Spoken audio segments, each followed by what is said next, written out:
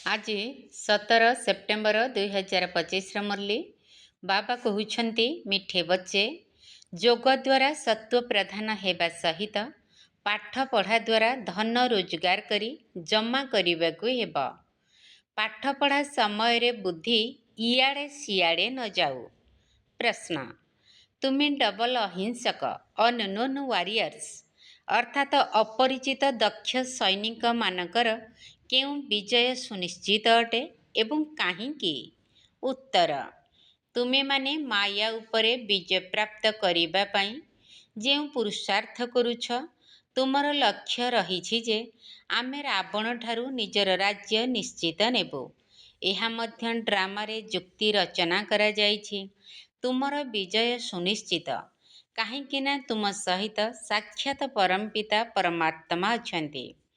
ତୁମେ ଯୋଗ ବଳ ଦ୍ୱାରା ବିଜୟ ପ୍ରାପ୍ତ କରୁଛ। ମନ୍ମନା ଭବର ମହାମନ୍ତ୍ର ଦ୍ୱାରା ତୁମକୁ ରାଜତ୍ୱ ମିଳୁଛି। ତୁମେମାନେ ଅଧା କଳ୍ପ ପର୍ଯ୍ୟନ୍ତ ରାଜତ୍ୱ କରିବ।